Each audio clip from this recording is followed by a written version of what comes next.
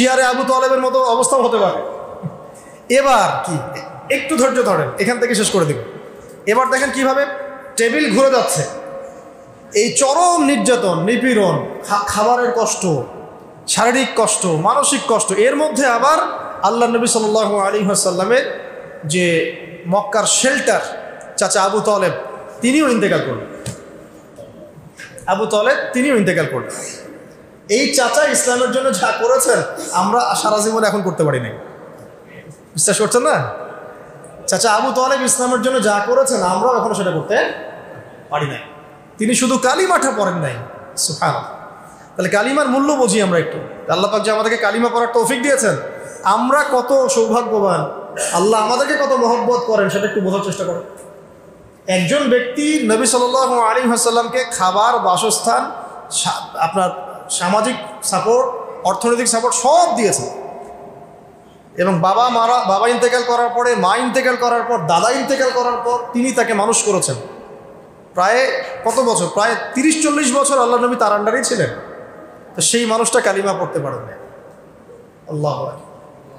সেই মানুষটা ইন্তেকাল করলেন ওই বছরেই, তার মাত্র 6 মাসের মধ্যেই।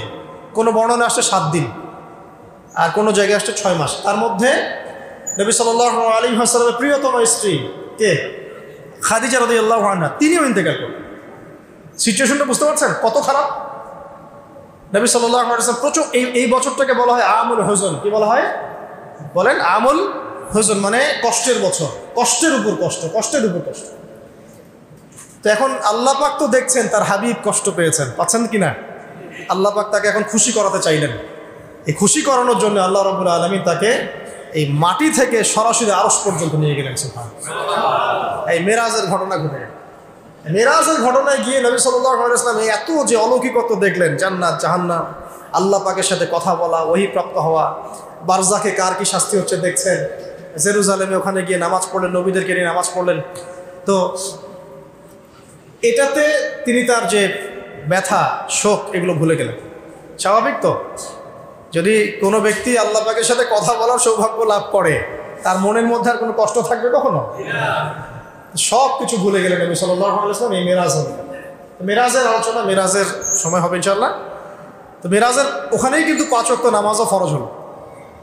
কত ওয়াক্ত? আচ্ছা, মেরাজে এটা বলে নেই, মেরাজের 3টা হাদিয়া দেওয়া হয়েছে স্পেশাল। কয়টা? 1, এই যে 5 ওয়াক্ত নামাজ, যেটা উম্মতে মুহাম্মাদের এখন 80% মানুষ পড়ে না। আল্লাহ ভালো করেন। যেই নবী মেরাজে গিয়ে একটা হাদিয়া নিয়ে আসলেন, ওই নবীর হতভাগা উম্মত নামাজ পড়ে না। আবার ইহুদি খ্রিস্টান মাইট দিলে তখন আবার বলে, কেন মাইট দিচ্ছ? আল্লাহ আমাদের উপরে বিপদ কেন আসে? আসবেই তো বিপদ, আরো বেশি আসবে। মাইট তো আরো খাইতে হবে, নামাজই তো ছেড়ে দিছে, আসবে কি না? ইহুদি খ্রিস্টানরা যত বড় পাপী হবে ওরা অত শক্তিশালী হবে, জানেন? আর আমরা যত বেশি পাপ করব তত মাইর খাবো। দুজনের অবস্থা আলাদা, উল্টা। ওরা যত পাপ করবে, যত শয়তানি করবে, অত শক্তিশালী হবে। আর আমরা যত পাপ করব তত মাইর খাবো। 2 নম্বর, নবী সাল্লাল্লাহু আলাইহি ওয়াসাল্লামকে দেয়া হলো সূরা বাকারার শেষের 3 আয়াত। সূরা বাকারার শেষের 3 আয়াত মেরাজে একদম আরশের কাছাকাছি, নূরের পর্দা দিয়ে। তো এই সূরা বাকারার শেষের 3 আয়াত কয়জন জানে? জিজ্ঞেস করেন। মাদ্রাসা পড়া ছেলে পেলে বাদ দিয়ে কয়জন জানে? 3 নাম্বার দেয়া হলো একটা ওয়াদা।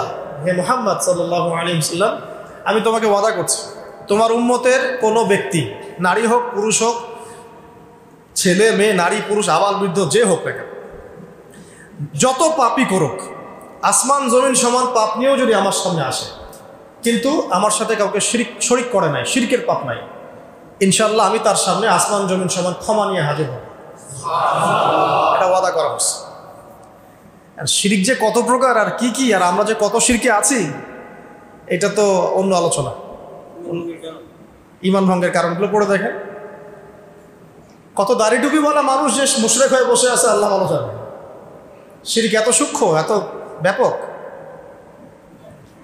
এমনকি আল্লাহ পাকের বিধান, যে বিধানগুলো নাজিল করা হয়েছে, এগুলোকে কেউ যদি হারাম মনে করে, আল্লাহ হালাল করে দিয়েছেন, ও হারাম মনে করছে। আবার আল্লাহ হারাম করেছেন, ও হালাল করে নিচ্ছে, এটাও শিরকের মধ্যে পড়ে যায়, কুফরির মধ্যে পড়ে যায়। যাই হোক, তাহলে তিনটা জিনিস আমরা রক্ষা করবো ইনশাআল্লাহ। তাওহীদে থাকবো ইনশাআল্লাহ।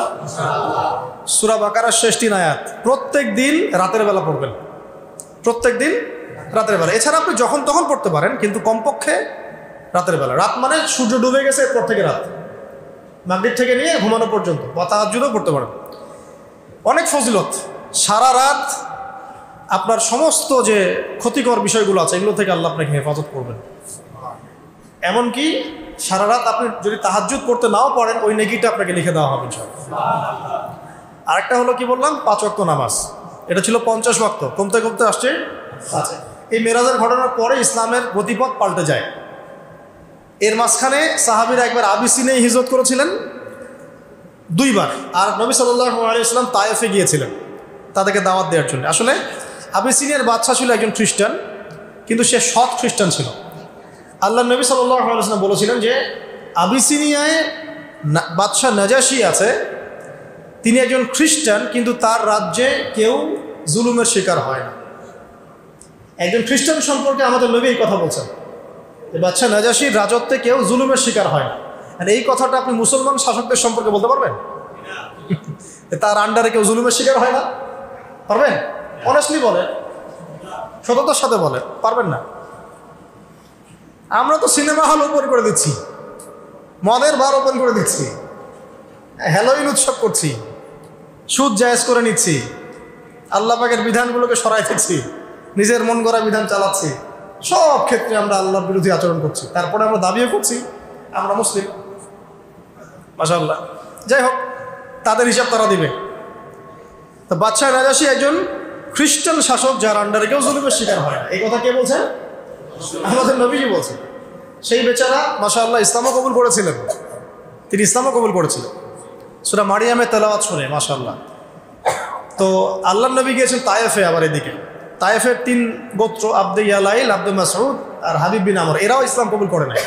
উল্টা আল্লাহর নবীকে রক্তাক্ত করেছেন। মনে আছে ঘটনা? আল্লাহর নবীকে বদদোয়ার সুযোগ দেওয়া হয়েছিল, তিনি বদদোয়া করেন নাই, দোয়া করেছেন। এরপরে নবী সাল্লাল্লাহু আলাইহি ওয়াসাল্লাম মক্কায় ঢুকে, হজের মৌসুম তখন চলছে। এবার বোঝেন কি হলো। এইবার আল্লাহ পাক পুরো এই গতিপথ পরিবর্তন করে। ওই যে দূরে মদিনা, প্রায় 400-500 কিলোমিটার দূরে, ওখান থেকে 6 জন যুবক, কয়জন? 6 জন যুবক এই মক্কায় আসলো। এই যুবকদের ব্যাপারে একটু বলি। এই যুবকরা শুনেছিলেন যে শেষ জামানায় একজন নবী আসবে। কে আসবে? কার কাছ থেকে শুনেছেন? ইহুদিদের কাছ থেকে। কারণ ইহুদিদের তাওরাত, জাবুর, এগুলোর মধ্যে লেখা আছে শেষ জামানায় একজন নবী আসবে। এই বংশ থেকে, তার নাম হচ্ছে আহমদ। কি নাম? আহমদ। আচ্ছা, এটা কারা শুনেছেন? এই 6 জন যুবক, আওস এবং খাজরাজ গোত্রের 6 জন যুবক। আসআদ বিন জুরারাহ তাদের নেতা ছিলেন। তারা এসে যখন হজ করতে আসছেন, তখন কিন্তু একটা হজ ছিল বিকৃত। ওই হজের মৌসুমে আল্লাহর নবী তাদেরকে দাওয়াত দিলেন।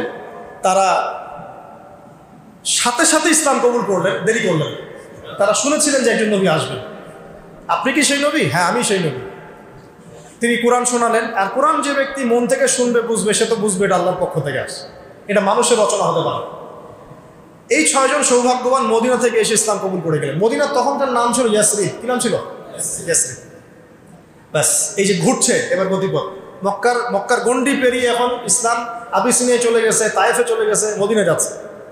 দাওয়াতের বিষয়গুলো বুঝতে পারছেন কিভাবে আগাবে? এভাবেই আল্লাহ পাক আগিয়ে নেবেন ইনশাআল্লাহ। বাংলাদেশ কিছু না, আরো অন্যান্য বহু দেশে চলে যাবে।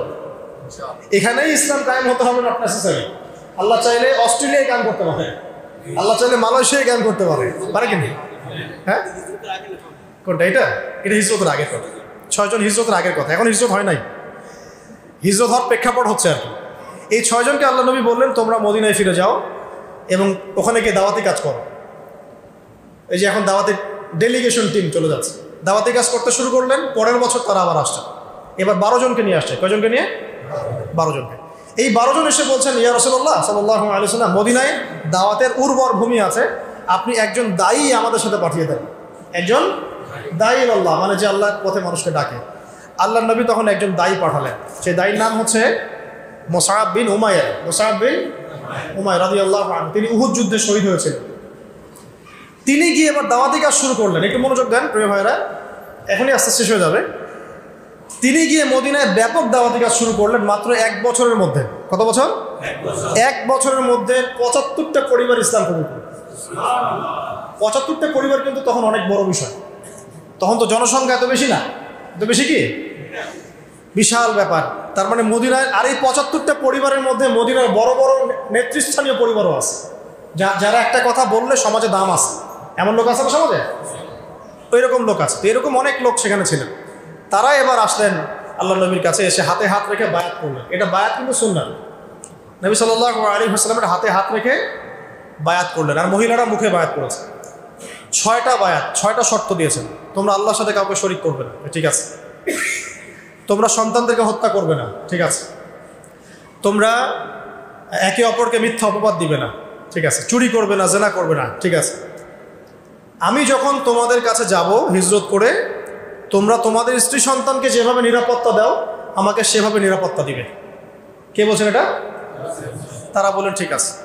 বলার পরে বলছেন ফামা লানা ইযা ফাআলনা যালিকা ইয়া রাসূলুল্লাহ, আমরা যদি এটা করি তাহলে কি পাবো? এই কাজগুলো যদি আমরা করি কি পাবো? আমাদের কি মানে ফজিলত? নবীজি বলছেন আল জান্নাহ, জান্নাত। বাস এই সময় আয়াত নাযিল হয়েছে সূরা তাওবার ওই আয়াতটা, ইন্নাল্লাহা আশতারা মিনাল মুমিনিনা আনফুসাহুম ওয়া আমওয়ালাহুম বিআন্না লাহুমুল জান্নাহ। এই আয়াতটা পড়বেন, 111 নম্বর আয়াত। তো বাস এবার এই যে হিজরত, আল্লাহ নবী এখন হিজরত করে চলে গেলেন মদিনায়। কারণ মক্কায় পরিবেশ ভালো না, তায়েফে ভালো না, তাই না? এখন আল্লাহ পাক বলেন মদিনায় চলে যাবেন হিজরত। হিজরত করতে দিবে না, এটা নিয়ে কত সমস্যা। তাকে আটকায় রাখা হচ্ছে, হত্যা করার চেষ্টা করা হচ্ছে। তিনি সাহাবীদেরকে আগে পাঠিয়ে দিলেন, তারপরে আবু বকর রাদিয়াল্লাহু আনহুকে নিয়ে হিজরত করলেন। হিজরত করার সময় নবীজি কত বিচক্ষণ ছিলেন দেখেন। তিনি জানেন, আল্লাহ পাক তাকে জানিয়ে দিয়েছেন যে তোমার বাসা ঘিরে রেখেছে। বের হওয়ার সময় সূরা ইয়াসিনের 9 নম্বর একটা পড়লেন, ওয়াজআলনা মিন বাইনি আইদিহিম সাদ্দান ওয়া মিন খালফিহিম সাদ্দান ফাআগশাইনাহুম ফাহুম লা ইউবসিরুন। এটা পড়ে এই হাতের মধ্যে বালু নিয়ে তিনি ছিটিয়ে দিয়েছেন। ওই যারা যারা হত্যা করতে আসছে সবার চোখে পড়ে ঘুম, সারা রাত ঘুম। নবীর মুজিজা। তিনি কত বুদ্ধিমান দেখুন। আমাদের নবী শুধু তাসবিহ তাহলিল শেখাতে আমাদেরকে আসেন নাই, কত বুদ্ধিমান, কত ম্যাচিউর দেখুন। যেই রাস্তা দিয়ে মদিনায় যাওয়ার সোজা রাস্তা, ওই রাস্তায় তিনি যান নাই। তিনি উল্টা দিকে রাস্তায় গিয়েছেন, যাতে ওরা বিভ্রান্ত হয়, রাস্তা ভুল করে। উল্টা দিকে গাড়ের শহরের রাস্তায় গিয়ে, গাড়ের শহরে যারা গিয়েছে তারা জানেন, উল্টা দিকে রাস্তায় গিয়ে তিনি 3 দিন গাড়ের শহরে থেকেছেন। 3 দিনে সব ঠান্ডা হয়ে যাবে, তারপর আমরা যাব। বুঝতে পারছেন? এটা হলো স্ট্র্যাটেজিক সুন্নাত। এখনকার বিশ্বে মুসলমানরা এই সুন্নাহ অ্যাপ্লাই করতে পারে না। আমরা সব কেন জানি হাবাগোমার মতো হয়ে গেছে, কেন? তাই না? বিষয়টা খেয়াল করে দেখেন। ওরা আমাদের উপর চতুরতা করে, চালাকি করে, আমরা হাবাগোমা। আল্লাহ নবী সাল্লাল্লাহু আলাইহি ওয়াসাল্লাম এত বিচক্ষণ ছিলেন। তারপর 3 দিন পর তিনি হিজরত করলেন সমুদ্রের ধার ঘেঁষে। এবার মদিনায় প্রথমে ঢোকেন নাই, ঢুকেছেন কুবায়। কোথায়? ওখানেই প্রথম মসজিদ হয়েছে। ওখানে কয়েকদিন থেকেছেন, প্রায় 5 দিনের মতো। তারপর সেখান থেকে মদিনায়। মদিনা ঢোকার পর কি হলো আপনারা তো জানেন। মদিনাবাসী পুরো কলিজা খুলে তাদেরকে রিসিভ করেছে। মদিনাবাসী ইসলামের জন্য যা করেছে এটা অবর্ণনীয়, অকল্পনীয়। সব দিয়ে দিয়েছে, তাদের জান, তাদের মাল, তাদের বসত বাড়ি। কেউ কেউ তো স্ত্রী তালাক দিয়ে মুহাজির সাহাবীকে দিতে চাইছে, তাই না? এমন করছে। তো ওখানে গিয়ে আল্লাহ নবী শোনেন, শেষ কথাগুলো শোনেন, টার্নিং পয়েন্টটা শোনেন। এবার আল্লাহ নবী সেখানে গিয়ে কিন্তু আর দুর্বল নন, তিনি এখন শক্তিশালী। তিনি কিন্তু এখন শক্তিশালী। এখন আর মক্কার পরিবেশ নাই, নির্যাতন নাই, আছে শান্তি। প্রথমে তিনি যেটা করলেন, সেখানে একটা মসজিদ নির্মাণ করলেন। তার মানে আমাদের দ্বীনের প্রচারের জন্য মার্কাজ লাগবে। এরকম মার্কাজ ছিল মক্কাতেও, দারুল আরকাম, মনে আছে? ওখান থেকে দিন শেখানো হতো। ওটাই আবার নববী। সুবহানাল্লাহ। এই সাহাবী, তার প্রতি আল্লাহ পাক রহম করুন, তার নাম আবু আইয়ুব আনসারী রাদিয়াল্লাহু আনহু। তার জমির মধ্যে নবী সাল্লাল্লাহু আলাইহি ওয়াসাল্লাম থাকলেন। এই যে মদিনা এখন দেখছেন মসজিদ, ওই বেসটা ওখানেই হয়েছে। এখন লক্ষ লক্ষ কোটি কোটি মানুষ ওখানে নামাজ পড়তেছে। মসজিদ তৈরি করা হলো। তারপরে আনসার মুহাজিদের মধ্যে দ্বীনি বন্ধন সৃষ্টি করা। তাহলে দিন কায়েম করতে দ্বীনি বন্ধন লাগবে। বাংলার মাটিতে কোনো দ্বীনি বন্ধন নাই। বাংলার মাটিতে দিন কায়েম না হওয়ার অন্যতম কারণ, এখানে কোনো দ্বীনি বন্ধন নাই। বন্ধন আছে নিজের দলের মধ্যে, দলের লোক দেখে দেখে সালাম দেয়। কোনো ইউনাইটেড কমিউনিটি নাই, অ্যাবসলিউটলি না।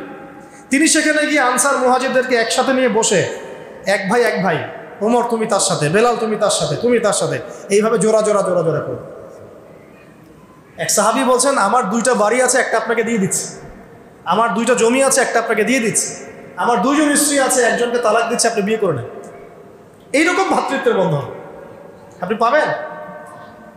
এই অসুস্থ অনলাইন সংস্কৃতি এসে আলেমেই তো নাই, হৃদ্যতা ভালোবাসা। পারলে মানে অনলাইনে ধুয়ে ল্যাংটা করে রেখে দিবে, থাকার না থাক সে নিজের মতো করে তালগোল পাকিয়ে ব্যাখ্যা করে একটা জনগণের সামনে অপদস্থ করার চেষ্টা করে। তা আপনি এখানে দিন কায়েম করতে যাচ্ছেন কিভাবে? এটা তো অসম্ভব টাস্ক মনে হয় আমার কাছে। ওই হৃদ্যতা ভালোবাসা দেখেন। আর ওই সাহাবী বলছেন আমার এগুলোর দরকার নাই, বরং বাজার কোথায় আমাকে দেখিয়ে দাও। সাহাবী নাম আব্দুর রহমান বিন আউফ রাদিয়াল্লাহু আনহু। তো হৃদ্যতা ভালোবাসা না থাকলে দিন প্রতিষ্ঠা হবে না। আমাদের ভালোবাসার হৃদ্যতা এখন গোত্রে গোত্রে ভাগ হয়ে গেছে।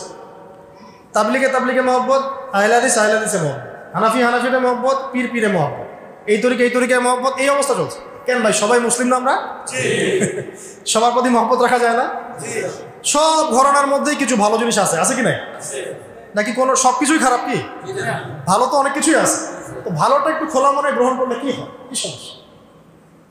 তাবলিগ জামাতে ভালো কিছু নাই? আহলে হাদিসের মধ্যে ভালো কিছু নাই?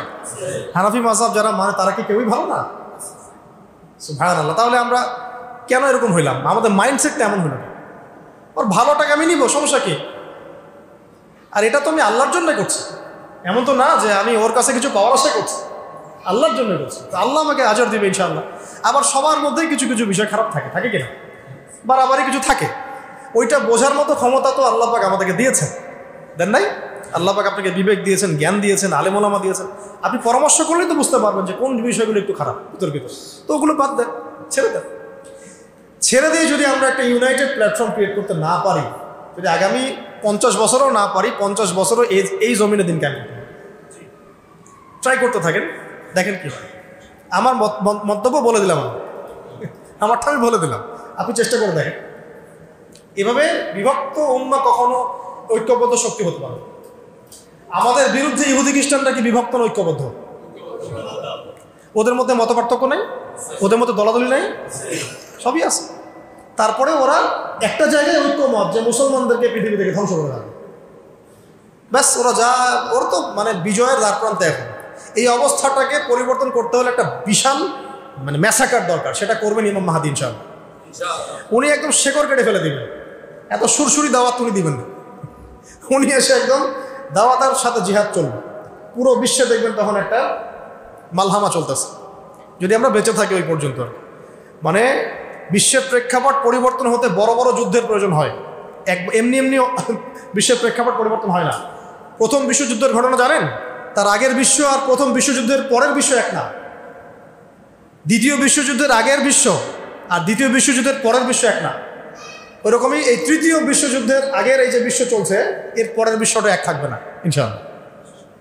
ওইটা মুসলমানদের বিশ্ব হবে ইনশাআল্লাহ, এটা নিশ্চিত। মানে আমরা অ্যাটলিস্ট হলফ করে বলতে পারি ইনশাআল্লাহ এটাই হবে ইনশাআল্লাহ। কিন্তু এখন আমাদের এই যে সিরাত থেকে শিক্ষাগুলো নিতে হবে। কেউ না করে নাই, আমি আমারটা করি, আমার জায়গা থেকে আমি চেষ্টা করি। এবার হৃদ্যতার বন্ধন হয়েছে, ইহুদিরা ওখানে আছে। ইহুদিরা তো মহাবদ, ওদের সাথে একটা এখন সন্ধি চুক্তি হবে, মদিনা সনদ যেটা আমরা বলি। ওইখানে আবার আব্দুল্লাহ বিন উবাইয়ের অনুসারী হয়ে গেল, ওরা আবার মুনাফিক। ওখানেও কিন্তু শান্তি নাই, ওখানে আরও ভিতর অন্য শত্রু আছে। ইহুদি আছে, আবার এখানে আছে মুনাফিকরা। এইভাবে চলতে থাকলো। এবার আল্লাহ পাক যখন আয়াত নাজিল করলেন যে তোমরা এখন সশস্ত্র যুদ্ধ করতে বলো, কেতাল বা যুদ্ধের আয়াতগুলো নাজিল হলো। কোথায় নাজিল? মক্কা না মদিনায়? ওই অবস্থায় এবার সারিয়া অভিযান যুদ্ধগুলো হতে থাকলো। এই হতে বদর যুদ্ধ কিন্তু প্রথম সশস্ত্র যুদ্ধ নয়। বদর যুদ্ধের আগে অনেক সারিয়া হয়েছে। সারিয়ার গাজওয়ার পার্থক্য বুঝতে হবে। সারিয়া মানে যে অভিযানগুলো সামরিক, কিন্তু সেখানে আল্লাহর নবী নিজে উপস্থিত ছিলেন না, অন্য সাহাবীকে দায়িত্ব দিয়ে পাঠিয়েছে। আর গাজওয়া মানে যে যুদ্ধে আল্লাহর নবী নিজে উপস্থিত থেকে যুদ্ধ করেছে, বুঝতে পারছেন? তখন প্রথম বেশ কয়েকটা সারিয়া হওয়ার পরে একটা কাফেলার ঘটনাকে কেন্দ্র করে বদরের মাঠে প্রথম গাজওয়া বদর হয়ে গেল। মুসলমানরা কিন্তু ওটা প্রস্তুতি নিয়ে যায় নাই যুদ্ধ করতে, এটা ভুল। অনেকে ভুল মনে করে। আমরা ফুল প্রিপারেশন নিয়ে যুদ্ধ করতে যাইনি। কিন্তু 2টা ঘোড়া নিয়ে কি কেউ যুদ্ধ করতে যায়? 2টা ঘোড়া, উট নাই, একটা উটও নাই, মাত্র 2টা ঘোড়া, 313 জন সাহাবী। তারা গিয়েছেন ওই কাফেলা, আবু সুফিয়ানের কাফেলাকে অ্যাটাক করার জন্য। কিন্তু এইদিকে আবার আবু জেহেল ওদের হাজার হাজার সৈন্য নিয়ে চলে আসছে। বদরের মাঠে গেলে বুঝতে পারবো। তারপরে নবী সাল্লাল্লাহু আলাইহি ওয়াসাল্লাম তখন দোয়া করছেন আল্লাহর কাছে, আল্লাহ আজকে যদি এই 313 জন মানুষ বা 313 জন সাহাবী, এই মুসলমানরা এখানে মারা যায়, তাহলে ইসলামের নাম নেওয়ার মতো আর পৃথিবীতে কেউ থাকবে না। তুমি আজকে আমাদেরকে সাহায্য করো। এই বলে কান্নাকাটি করছেন নবী সাল্লাল্লাহু আলাইহি ওয়াসাল্লাম। চাদর পরে গেছেন, আবু বকর রাদিয়াল্লাহু আনহু চাদর উঠাই দিলেন, দিয়ে বলেন, হাসবুকা ইয়া রাসূলুল্লাহ, অনেক হয়েছে আল্লাহ রাসূল, আল্লাহ আপনার দোয়া কবুল করবেন ইনশাআল্লাহ, আমরা আপনার সাথে আছি, চলেন। নবীজি পরামর্শ করছেন, আমরা কি যুদ্ধ করবো না করবো না? তখন আনসারী সাহাবীরা বলছেন, যুদ্ধ করবো না মানে? আপনি যদি আমাদেরকে বলেন উত্তাল সমুদ্রে লাফ দিতে, তাও লাফ দিব ইনশাআল্লাহ। এরকম অনুসারী না হলে হয়? এরকম অনুসারী আছে কোন কোন জামাতের মধ্যে? আপনি খুঁজে দেখেন তো দেখি। আহলে হাদিস বলেন আর সালাফি বলেন আর হানাফি বলেন আর পীরপন্থী বলেন আর তাবলিগ বলেন, এরকম অনুসারী? সুবহানাল্লাহ। এরকম আমির বা কোথায় পাবেন? ওই আমির, ওই মামুর, ওই বায়াত, ওই ইতাআত তো নাই। বিক্ষিপ্ত না আমরা সবাই? এই বিক্ষিপ্ত অবস্থাটাই আমাদের দুর্বলতার জন্য প্রধান কারণ। আল্লাহ পাক যেন আমাদের এই যুব সমাজকে একটা ব্যানারে একত্রিত হওয়ার তৌফিক দান করে। আল্লাহ পাক এই খেদমতটা যে করতে পারবে উম্মার জন্য, ইনশাআল্লাহ বিশাল একটা খেদমত হবে, বিশাল খেদমত। তবে এটা করতে গেলে আপনার চতুর্দিক থেকে আপনাকে গালিগালাজ শুনতে হবে। এটাও হতে হবে, বাঙালি জাতির মধ্যে কাজ করছেন। আল্লাহর নবী কি বললেন? আল্লাহ তুমি আমার সাহাবীদের প্রতি রহম করো, আল্লাহ তোমার গায়েবী সাহায্য নাজিল করো। আল্লাহ পাক ইমিডিয়েটলি তখন সেখানে 1000 ফেরেশতা পাঠিয়ে দিলেন। সৈন্য লাগে, ফেরেশতা চলে আসছে। যুদ্ধর কি ফলাফল তত জানলেন। একদম আবু জাহেল থেকে শুরু করে যত বড় বড় কাফের সব শেষ। 70 জন বড় বড় কাফের শেষ। 70 জন বন্দী হলো। মুসলমানদের মধ্যে মাত্র 14 জন শহীদ হয়েছে। কতজন? ওই 14 জনের নামের ফলক বদরের মাঠের পাশে আছে, দেখবেন 14 জন নামের ফলক। তো এবার মক্কা কেন, পুরো আরবে একটা বিপ্লব সৃষ্টি হলো যে নতুন একটা শক্তি জেগে গেছে, যারা তাওহীদে বিশ্বাস করে, শিরক করে না, যাদের একজন নবী আছে, হ্যাঁ, ইত্যাদি। তো কেউ তাদের সাথে পারছে না। তো পরের বছর আবু সুফিয়ান তার বাহিনী নিয়ে আবারও এটা প্রতিশোধ নিতে গেল। কোন মাঠে? উহুদের মাঠে। উহুদের মাঠে তারা পেরে উঠছিল না প্রথম দিকে, আমাদের একটা ভুলের কারণে, আমাদের ছোট্ট একটা ভুল। আল্লাহ নবী বলেছেন 50 জনকে তোমরা এখান থেকে নামবে না, তীরন্দাজ এখান থেকে নামবে না, জাবাল রুমা। তো যখন যুদ্ধ চলছে, মনে হচ্ছে যে মুসলমানরা জিতে গেছে, তারা নেমে আসছেন যে না, আমরা তো জিতে গেছি, যুদ্ধ শেষ হয়ে গেছে মনে হয়। এই সুযোগটাতে খালেদ বিন ওয়ালিদ রাদিয়াল্লাহু আনহু, তিনি পরে মুসলিম হয়েছিলেন, পিছন দিক থেকে এসে 50 জনকে নিয়ে, 50 জন ঘোড়সাওয়ারকে নিয়ে এসে পিছন দিক থেকে আক্রমণ করলেন। আবার আবু সুফিয়ানরা পালিয়ে যাচ্ছিল, ওরা আবার সামন থেকে আসলো। দুই দিক থেকে চাপে পড়ে মুসলমানরা ছত্রভঙ্গ। এই ছত্রভঙ্গ অবস্থায় প্রায় 70 জন মুসলমান শহীদ হয়ে গেল। কতজন? আল্লাহ নবীর পাশে 9 জন ছিলেন, 9 জন। উনি নবী সাল্লাল্লাহু আলাইহি ওয়াসাল্লাম মানুষকে মানে তার দিকে নিয়ে আসার জন্য জোরে বলেছিলেন যে, হে আমার সাহাবীরা, আইয়ুহাল মুসলিমুন, হ্যাঁ মুসলমানরা, ইলাইয়া, আমার দিকে আসো, হ্যাঁ না রাসূলুল্লাহ, আমি আল্লাহর রাসূল। এটা আবার কিছু কাফের শুনে ফেলছে। আব্দুল্লাহ বিন কি জানি নাম, আব্দুল্লাহ বিন কামিয়া একজন, লাআনাহুল্লাহ, আর একজন হচ্ছে উতবা বিন আবি ওয়াক্কাস, এরকম কিছু কাফের ছিল ওই যুদ্ধে। ওরা এই ভয়েসটা শুনে ফেলে, ও তাহলে ওইখানে মুহাম্মদ আছে, চলো ওইখানে। ওখানে গিয়ে এলোপাতালি আক্রমণ করা শুরু করে আর কি, সবাই মিলে। এতে নবী সাল্লাল্লাহু আলাইহি ওয়াসাল্লামের দাঁতে আঘাত লেগেছিল, ঘাড়ে আঘাত লেগেছিল, মাথার যে বর্ম থাকে, যুদ্ধের বর্ম, লোহার, এখানে ব্যাক টু ব্যাক 2টা আঘাত করেছিল তরোয়াল দিয়ে আব্দুল্লাহ বিন কামিয়া, লাআনাহুল্লাহ, আল্লাহ তাকে লাআনত করুন। এবং এতে নবী সাল্লাল্লাহু আলাইহি ওয়াসাল্লামের কপালের নিচে লোহার কড়া ঢুকে গেছে, ওইটা বের করতে অনেক কষ্ট হয়েছে। আলী রাদিয়াল্লাহু আনহু, ফাতিমা রাদিয়াল্লাহু আনহা, তারা মিলে নিজের দাঁত দিয়ে টেনে এটা বের করছে। কথা বুঝতে পারছেন? আপনি তো বুঝাতে পারছি না কি হয়েছে ওই যুদ্ধে, একটু আপনার সামনে তুলে ধরার চেষ্টা করছি, বইটা পড়লে বুঝতে পারবেন, সিরাত পড়লে। মানে এই আধা ঘন্টা 1 ঘন্টার মধ্যে হয়তো বা সর্বোচ্চ এতটুকু সময় হয়তো হবে, এর মধ্যে মুসলমানদের অবস্থা একদম ছত্রভঙ্গ হয়ে গেছে। একে একে সাহাবীরা শহীদ হতে শুরু করবে। তালহা রাদিয়াল্লাহু আনহু, তার সম্পর্কে আসছে, তার গায়ের মধ্যে ওই যুদ্ধে প্রায় 40 থেকে 70টা তরবারের দাগ ছিল। এই অবস্থায় তিনি নিজের কাঁধে নবীকে উঠিয়ে উহুদ পাহাড়ের উপরে উঠায় সেফ জোনে নিয়ে গেলেন।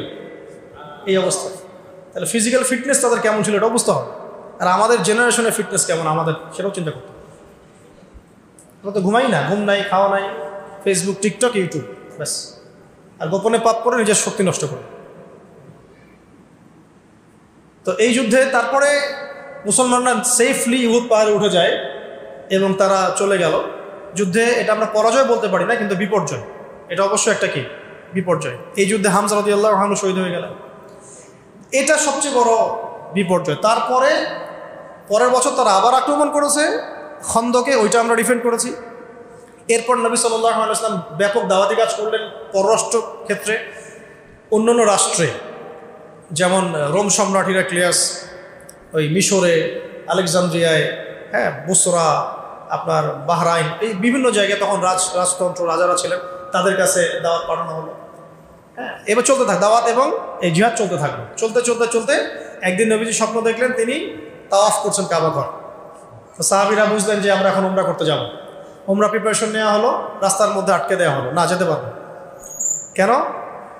যে এই বছর যেতে পারবে না, পরের বছর আসতে হবে।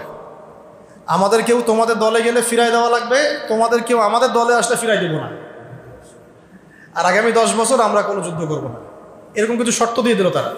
আর ঠিক আছে, নবী সাল্লাল্লাহু আলাইহি ওয়াসাল্লাম বলল ওকে ঠিক আছে, ডান। এটা হচ্ছে হুদায়বিয়ার সন্ধি, ঠিক আছে। এখানে আরও অনেক ঘটনা আছে, এটা বলতে গেলে অনেক সময় যাবে, আমি শেষ করে দিচ্ছি। হুদায়বিয়ার সন্ধির পরে নবী সাল্লাল্লাহু আলাইহি ওয়াসাল্লামের সুযোগটা কি সৃষ্টি হলো শোনেন। শত্রু হচ্ছে এদিকে কোরাইশরা, এদিকে ইহুদিরা, মুনাফিকরা। এখন কোরাইশদের সাথে এখন আমরা সন্ধির মধ্যে আছি, কোরাইশরা আমাদের সাথে যুদ্ধ করবে না, ঠিক আছে। ব্যাস এখন আমাদের সুযোগ সৃষ্টি হলো ইহুদি থেকে দমন করার। বাস এবার নবী সাল্লাল্লাহু আলাইহি ওয়াসাল্লাম খায়বার আক্রমণ করলেন। খায়বারে তো আর এই মক্কার কোরাইশরা এসে হেল্প করতে পারবে না। এটা কত স্মার্ট আমাদের নবী, দেখেন। একটা শত্রুর হাত চিপে ধরা হয়েছে, ও আর আক্রমণ করতে পারবে না। বাস এখন ওকে আক্রমণ করা হবে, ব্যাস ওকে আক্রমণ করা হবে। এভাবে একটা একটা করে ইহুদি গোত্র শেষ করা হবে। বনু কুরাইজা, বনু কাইনুকা, বনু নদীর সব বের করে দেওয়া হলো আরব থেকে। ইহুদি মুক্ত আরব, ওই আরব এখন দখল করতেছে ইহুদিরা। যে আরব নবী সাল্লাল্লাহু আলাইহি ওয়াসাল্লাম ইহুদি মুক্ত করলেন এবং ইন্তেকালের কয়েকদিন আগেও বলে গেছেন যে আমার মৃত্যুর পরে সব ইহুদি থেকে বের করে দিল। ওরা এখন পুরো আরব কেন, সারা ওয়ার্ল্ড শাসন করতেছে। ব্যাস এভাবে হুদায়বিয়া সন্ধির পরে চুক্তি হলো যে কেউ কারোর সাথে লড়াই করবে না, কিন্তু ওরা চুক্তি ভঙ্গ করলো। চুক্তি ভঙ্গ করার পরেই নবী সাল্লাল্লাহু আলাইহি ওয়াসাল্লাম প্রায় 12,000 সাহাবী নিয়ে মক্কা আক্রমণ করলেন, কাউকে কিছু না জানিয়ে। যেই মক্কা থেকে আমরা শূন্য হস্তে বিতাড়িত হলাম, মনে আছে? যেই মক্কায় আমরা নির্যাতনের পর নির্যাতন সহ্য করলাম, যেই মক্কায় আমাদেরকে বয়কট করলো, 3 বছর গাছের ছালপাতা খেয়ে থাকলাম, সেই মক্কা আমরা বীরের বেশে বিজয় লাভ করব মাত্র 10 বছরের মধ্যে। কত বছর? তাহলে বুঝলেন কিভাবে আস্তে আস্তে আস্তে মক্কা বিজয়টা হলো। আর মক্কা বিজয় হওয়ার পরে আল্লাহ নবী সবাইকে গণহারে হত্যাও করেন নাই। আল্লাহ নবী সাল্লাল্লাহু আলাইহি ওয়াসাল্লাম কাউকে হত্যা করলেন না, শুধু তাদেরকে হত্যা করা হয়েছে যারা আল্লাহ নবীকে গালি দিয়েছে। যারা আল্লাহ নবীকে গালি দিয়েছে, কটূক্তি করেছে। ইবনে খাতাল নামে এক ব্যক্তি ছিল, কাবা ঘরে গেলাফ ধরেছিল, ওকে ওই অবস্থায় হত্যা করা হয়েছে। আর এটাকে কোনো ছাড় দেওয়া যায় না। এসব পাপের কোনো ছাড় আছে? যাদেরকে আল্লাহ ওই ক্ষমতা দিয়েছেন তাদের জন্য এটা করা উচিত, শাস্তির আওতায় আনা উচিত। না হলে তো সবাই এই বাক স্বাধীনতার নামে নবীকে গালি দেওয়া শুরু করবে, দিবে না? দেখেন, মক্কাতেও নবীকে গালি দিয়েছে মানুষ, কিন্তু মক্কাতে নবী এই শাস্তি ইম্পোজ করেন নাই, আর ওই সময় এটা করার মতো খুব শক্তি ছিল না। কিন্তু মদিনার পরে যখন মক্কা বিজয় হলো, তখন তিনি হচ্ছেন পুরো এই আরবের কি প্রেসিডেন্ট, তার সেই অথরিটি আছে। তাকে কেউ গালি দিলে তিনি অবশ্যই তখন তাকে শাস্তির আওতায় আনতে পারেন। তাদেরকে বাদ দিয়ে সবাইকে মাফ করে দেওয়া হবে, সবাইকে মাফ করে দেওয়া। আনতুমুতুল্লাকা, তোমরা সবাই মুক্ত, যাও। লা তাসরিবা আলাইকুমুল ইয়াউম, আজকে তোমাদের উপর আমার কোনো রকম অভিযোগ নেই। কেউ বলতে পারবে কথা আল্লাহ নবী ছাড়া? ব্যাস এরপরে নবী সাল্লাল্লাহু আলাইহি ওয়াসাল্লাম বিদায় হজ করলেন, বিদায় হজ করে নিয়েন। তারপরে মাত্র 81 কি 83 দিন তিনি বেঁচে ছিলেন। তারপরে তিনি এই দিনটাকে আমাদের হাতে আমানত রেখে চলে গেছে। এখন বলেন আমাদের কাজ কি? সিরাত থেকে অল্প সময় কি বুঝলাম? অনেক সারাদিন কথা বলা যেত এটা নিয়ে, যতটুকু পড়লাম ছোট করার চেষ্টা করলাম।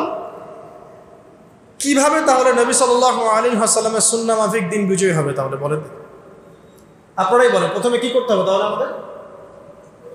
হ্যাঁ, অবশ্যই লেখাপড়া করতে হবে, জ্ঞান অর্জন করতে হবে, ইলমটা প্রথম। তারপরে আমাদের আমল করতে হবে। নিজে আমল না করে তো দাওয়াত দেওয়া যাবে না, যাবে? নিজে আমল করতে হবে, সুন্নাহ মাফিক চলতে হবে। তারপরে দাওয়াত দিতে হবে মানুষকে। দাওয়াতটা শুরু হবে আগে কাছের মানুষ থেকে, আস্তে আস্তে বড় পরিসরে যাবো ইনশাআল্লাহ। ঐক্য থাকতে হবে। প্রকাশ্য দাওয়াত মানে সব দাওয়াত খোলামেলায় দিতে হবে। তবে হিকমার সাথে, প্রজ্ঞার সাথে। এবং এই দাওয়াত দেওয়ার পরেই আসবে নির্যাতন, নিপীড়ন, আসবে কি না? তখন সবর করতে হবে, তখন প্রথমে সবর করতে হবে। প্রয়োজনে উপযুক্ত পরিবেশে হিজরতও করতে হতে পারে। একটা জায়গায় পরিবেশ নাই একদম, যে আবিসিনিয়ায় হিজরত করলেন সাহাবীরা, নবীজি মদিনায় গিয়ে হিজরত করলেন। মনে করেন একটা দেশের নাম হলো ভুটান, কথা বলছি, এক্সাম্পল দিচ্ছি। ওখানে দিনের পালনের কোনো পরিবেশই নেই, তো সেখান থেকে আপনি মালয়েশিয়ায় গিয়ে হিজরত করছেন, ওখানে পরিবেশ আছে। এই হলো একটা বিষয়, তো এই একটা অবস্থা। তবে আমাদের এখানে তো পরিবেশ আছে, কিন্তু এটাকে ইউনাইটেড করার অভাব আছে, এবং এই যুগের সাথে এটাকে মিলিয়ে নেওয়াটার ঘাটতি আছে। এগুলো ইনশাল্লাহ আস্তে আস্তে ঠিক হয়ে যাবে ইনশাল্লাহ, যদি আমরা সবাই ঐক্যবদ্ধ হওয়ার চেষ্টা করি, তো আমরা আমাদের জায়গা থেকে দায়িত্ব পালন করব। এভাবে দাওয়াতের কাজ চলতে থাকবে। তারপরে আল্লাহ পাক দেখবেন ইনশাআল্লাহ এরকম কিছু মানুষ মিলিয়ে দিবেন যারা ইসলামের জন্য নিবেদিত প্রাণ থাকবে, এবং একজন নেতা লাগবে তো। এখানে নেতা কয়জন ছিল? 10 জন। এক নেতা এক জামাত, একটা নেতা একটা জামাত। একটা জামাতের মধ্যে আনসার সাহাবী আছে, মুহাজির সাহাবীও আছে। তারা কি আবার দুইটা জামাত হয়ে গেছে? একসাথে হয়ে গেছে। আনসার মুহাজির এক হয়ে গেছে। এক আমির, এক জামা, এক নীতি, ব্যাস চলতে থাকে, দাওয়াত চলবে। যেহেতু এখানে দাওয়াতের প্রেক্ষাপট, দাওয়াত চলবে, তো আমাদের লাগবে আগে জামা এবং আমির, ইমারা। তো এটা এখনো আমরা ওইভাবে পাইনি। আল্লাহ পাক সেটা ব্যবস্থা করে দিন, আমিন। এখন ব্যক্তিগত পর্যায়ে আপনি দিনের জ্ঞান শিখবেন, আমি দিনের জ্ঞান শিখবো, আমল করব, মানুষকে দাওয়াতি কাজ করব, ঐক্যের চেষ্টা করব। যদি না হয় সেটা তারা বুঝবে, আপনি আপনার চেষ্টা করবেন। এবং আমরা আমাদের পরিবারকে ইসলামে রাখার চেষ্টা করব, আমাদের অর্থনীতি হালাল রাখার চেষ্টা করব, আমাদের সন্তানদেরকে মানুষ করার চেষ্টা করব। এই কাজগুলো তো করতে পারবো। এরপরে যদি আল্লাহ আরও বড় ক্ষমতা দেয় তখন দেখা যাবে। আপাতত প্রাথমিকভাবে আমরা এই কাজগুলো করতে থাকবো। আল্লাহ পাক আমাদের সবাইকে তৌফিক দান। সামন থেকে আসলো, দুই দিক থেকে চাপে পড়ে মুসলমানরা ছত্রভঙ্গ। এই ছত্রভঙ্গ অবস্থায় প্রায় 70 জন মুসলমান শহীদ হয়ে গেল। কতজন? আল্লাহ নবীর পাশে 9 জন ছিলেন, 9 জন। উনি নবী সাল্লাল্লাহু আলাইহি ওয়াসাল্লাম মানুষকে মানে তার দিকে নিয়ে আসার জন্য জোরে বলেছিলেন যে, হে আমার সাহাবীরা, আইয়ুহাল মুসলিমুন, হ্যাঁ মুসলমানরা, ইলাইয়া, আমার দিকে আসো, হ্যাঁ না রাসূলুল্লাহ, আমি আল্লাহর রাসূল। এটা আবার কিছু কাফের শুনে ফেলছে। আব্দুল্লাহ বিন কি জানি নাম, আব্দুল্লাহ বিন কামিয়া একজন, লাআনাহুল্লাহ, আর একজন হচ্ছে উতবা বিন আবি ওয়াক্কাস। এরকম কিছু কাফের ছিল ওই যুদ্ধে। ওরা এই ভয়েসটা শুনে ফেলে, ও তাহলে ওইখানে মুহাম্মদ আছে, চলো ওখানে গিয়ে এলো পাতালে আক্রমণ করা শুরু করে আর কি, সবাই মিলে। এতে নবী সাল্লাল্লাহু আলাইহি ওয়াসাল্লামের দাঁতে আঘাত লেগেছিল, ঘাড়ে আঘাত লেগেছিল, মাথার যে বর্ম থাকে, যুদ্ধের বর্ম, লোহার, এখানে ব্যাক টু ব্যাক 2টা আঘাত করেছিল তরোয়াল দিয়ে আব্দুল্লাহ বিন কামিয়া, লাআনাহুল্লাহ, আল্লাহ তাকে লাআনত করুন। এবং এতে নবী সাল্লাল্লাহু আলাইহি ওয়াসাল্লামের কপালের নিচে লোহার কড়া ঢুকে গেছে, ওইটা বের করতে অনেক কষ্ট হয়েছে। আলী রাদিয়াল্লাহু আনহু, ফাতিমা রাদিয়াল্লাহু আনহা, তারা মিলে নিচের দাঁত দিয়ে টেনে এটা বের করছে। কথা বুঝতে পারছেন? আপনি তো বুঝাতে পারছি না কি হয়েছে ওই যুদ্ধে, একটু আপনার সামনে তুলে ধরার চেষ্টা করছি। বইটা পড়লে বুঝতে পারবেন, সিরাত পড়লে। মানে এই আধা ঘন্টা 1 ঘন্টার মধ্যে হয়তো বা সর্বোচ্চ এতটুকু সময় হয়তো হবে, এর মধ্যে মুসলমানদের অবস্থা একদম ছত্রভঙ্গ হয়ে গেছে। একে একে সাহাবীরা শহীদ হতে শুরু করবে। তালহা রাদিয়াল্লাহু আনহু, তার সম্পর্কে আসছে, তার গায়ের মধ্যে ওই যুদ্ধে প্রায় 40 থেকে 70টা তরবারের দাগ ছিল। এই অবস্থায় তিনি নিজের কাঁধে নবীকে উঠিয়ে উহুদ পাহাড়ের উপরে উঠায় সেফ জোনে নিয়ে গেলেন। এই অবস্থায় তাহলে ফিজিক্যাল ফিটনেস তাদের কেমন ছিল এটা বুঝতে হবে। আর আমাদের জেনারেশনের ফিটনেস কেমন আমাদের, সেটাও চিন্তা করতে হবে। আমরা তো ঘুমাই না, ঘুম নাই, খাওয়া নাই, ফেসবুক, টিকটক, ইউটিউব, ব্যাস। আর গোপনে পাপ করে নিজের শক্তি নষ্ট করে। তো এই যুদ্ধে তারপরে মুসলমানরা সেফলি উহুদ পাহাড়ে উঠে যায় এবং তারা চলে গেল যুদ্ধে। এটা আমরা পরাজয় বলতে পারি না, কিন্তু বিপর্যয়, এটা অবশ্যই একটা কি বিপর্যয়। এই যুদ্ধে হামজা রাদিয়াল্লাহু আনহু শহীদ হয়ে গেলেন, এটা সবচেয়ে বড় বিপর্যয়। তারপরে পরের বছর তারা আবার আক্রমণ করেছে খন্দকে, ওইটা আমরা ডিফেন্ড করেছি। এরপর নবী সাল্লাল্লাহু আলাইহি ওয়াসাল্লাম ব্যাপক দাওয়াতি কাজ করলেন পররাষ্ট্র ক্ষেত্রে, অন্যান্য রাষ্ট্রে, যেমন রোম সম্রাট হিরাক্লিয়াস, ওই মিশরে, আলেকজান্দ্রিয়ায়, হ্যাঁ, বুসরা, আপনার বাহরাইন, এই বিভিন্ন জায়গায় তখন রাজতন্ত্র, রাজারা ছিলেন, তাদের কাছে দাওয়াত পাঠানো হলো। হ্যাঁ, এবার চলতে থাকে দাওয়াত এবং এই জিহাদ চলতে থাকবে। চলতে একদিন নবীজি স্বপ্ন দেখলেন তিনি তাওয়াফ করছেন কাবা ঘর। তো সাহাবীরা বুঝলেন যে আমরা এখন উমরা করতে যাব। উমরা প্রিপারেশন নেওয়া হলো, রাস্তার মধ্যে আটকে দেওয়া হলো, না যেতে পারবে। কেন? যে এই বছর যেতে পারবে না, পরের বছর আসতে হবে।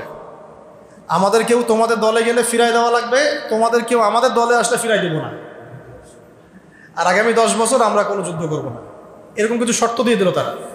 ঠিক আছে, নবী সাল্লাল্লাহু আলাইহি ওয়াসাল্লাম বলল ওকে ঠিক আছে ডান। এটা হচ্ছে হুদায়বিয়ার সন্ধি, ঠিক আছে। এখানে আরও অনেক ঘটনা আছে, এটা বলতে গেলে অনেক সময় যাবে, আমি শেষ করে দিচ্ছি।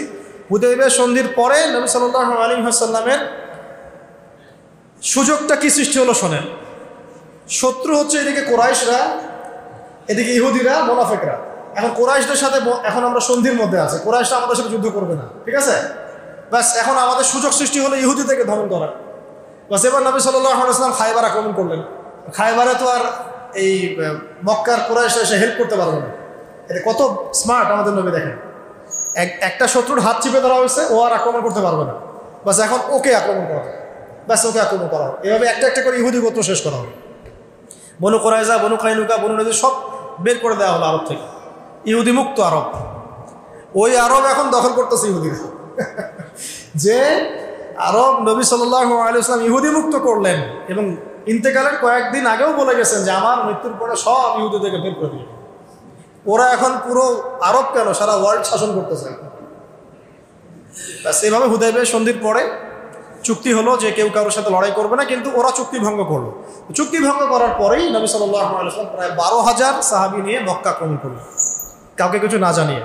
যেই মক্কা থেকে আমরা শূন্য হস্তে বিতাড়িত হলাম, মনে আছে? যেই মক্কায় আমরা নির্যাতনের পর নির্যাতন সহ্য করলাম, যেই মক্কায় আমাদেরকে বয়কট করলো, 3 বছর গাছের ছালপাতা খেয়ে থাকলাম, সেই মক্কা আমরা বীরের বেশে বিজয় লাভ করলাম মাত্র 10 বছরের মধ্যে। কত বছর? তাহলে বুঝলেন কিভাবে আস্তে আস্তে আস্তে মক্কা বিজয়টা হলো। আর মক্কা বিজয় হওয়ার পরে আল্লাহ নবী সবাইকে গণহারে হত্যাও করেন নাই। আল্লাহ নবী সাল্লাল্লাহু আলাইহি ওয়াসাল্লাম কাউকে হত্যা করলেন না, শুধু তাদেরকে হত্যা করা হয়েছে যারা আল্লাহ নবীকে গালি দিয়েছে। যারা আল্লাহ নবীকে গালি দিয়েছে, কটূক্তি করেছে। ইবনে খাতাল নামে এক ব্যক্তি ছিল, কাবা ঘরে গেলাফ ধরেছিল, ওকে ওই অবস্থায় হত্যা করা হয়েছে। আর এটাকে কোনো ছাড় দেওয়া যায় না। এসব পাপের কোনো ছাড় আছে? যাদেরকে আল্লাহ ওই ক্ষমতা দিয়েছেন তাদের জন্য এটা করা উচিত, শাস্তির আওতায় আনা উচিত। না হলে তো সবাই এই বাক স্বাধীনতার নামে নবীকে গালি দেওয়া শুরু করবে, দিবে না? দেখেন মক্কাতেও নবীকে গালি দিয়েছে মানুষ, কিন্তু মক্কাতে নবী এই শাস্তি ইম্পোজ করেন নাই, আর ওই সময় এটা করার মতো খুব শক্তি ছিল না। কিন্তু মদিনার পরে যখন মক্কা বিজয় হলো, তখন তিনি হচ্ছেন পুরো এই আরবের কি প্রেসিডেন্ট, তার সেই অথরিটি আছে। তাকে কেউ গালি দিলে তিনি অবশ্যই তখন তাকে শাস্তির আওতায় আনতে পারেন। তাদেরকে বাদ দিয়ে সবাইকে মাফ করে দেওয়া হবে, সবাইকে মাফ করে দেওয়া। আনতুমুতুল্লাকা, তোমরা সবাই মুক্ত, যাও। লা তাসরিবা আলাইকুমুল ইয়াউম, আজকে তোমাদের উপর আমার কোনো রকম অভিযোগ কেউ বলতে পারবে কথা আল্লাহ নবী ছাড়া। ব্যাস এরপরে নবী সাল্লাল্লাহু আলাইহি ওয়াসাল্লাম বিদায় হজ করলেন, বিদায় হজ করে নিয়েন। তারপরে মাত্র 81 কি 83 দিন তিনি বেঁচে ছিলেন। তারপরে তিনি এই দিনটাকে আমাদের হাতে আমানত রেখে চলে গেছে। এখন বলেন আমাদের কাজ কি? সিরাত থেকে অল্প সময় কি বুঝলাম? অনেক সারাদিন কথা বলা যেত এটা নিয়ে, যতটুকু পড়লাম ছোট করার চেষ্টা করলাম। কিভাবে তাহলে নবী সাল্লাল্লাহু আলাইহি ওয়াসাল্লামের সুন্নাহ মাফিক দিন বিজয় হবে? তাহলে বলেন, আপনারাই বলেন, প্রথমে কি করতে হবে তাহলে আমাদের? হ্যাঁ, অবশ্যই লেখাপড়া করতে হবে, জ্ঞান অর্জন করতে হবে, ইলমটা প্রথম। তারপরে আমাদের আমল করতে হবে। নিজে আমল না করে তো দাওয়াত দেওয়া যাবে না, যাবে? নিজে আমল করতে হবে, সুন্নাহ মাফিক চলতে হবে। তারপরে দাওয়াত দিতে হবে মানুষকে। দাওয়াতটা শুরু হবে আগে কাছের মানুষ থেকে, আস্তে আস্তে বড় পরিসরে যাবো ইনশাআল্লাহ। ঐক্য থাকতে হবে। প্রকাশ্য দাওয়াত মানে সব দাওয়াত খোলামেলায় দিতে হবে, তবে হিকমার সাথে, প্রজ্ঞার সাথে।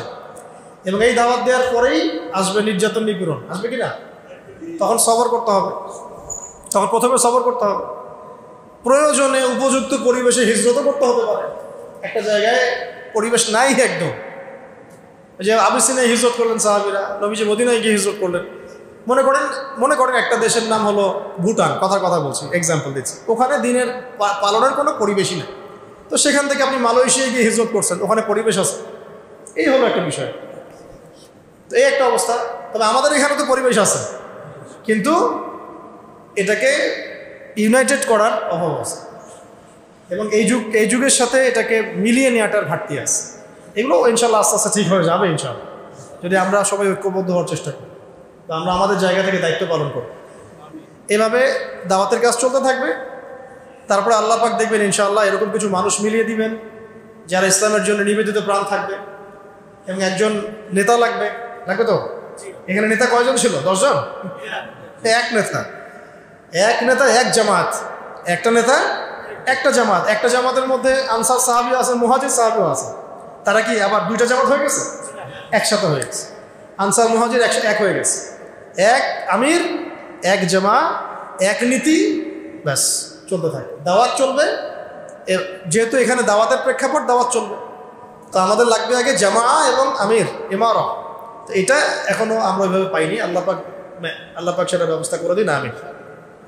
এখন ব্যক্তিগত পর্যায়ে আপনি দিনের জ্ঞান শিখবেন, আমি দিনের জ্ঞান শিখবো, আমল করব, মানুষকে দাওয়াতি কাজ করব, ঐক্যের চেষ্টা করব। যদি না হয় সেটা তারা বুঝবে, আপনি আপনার চেষ্টা করবেন।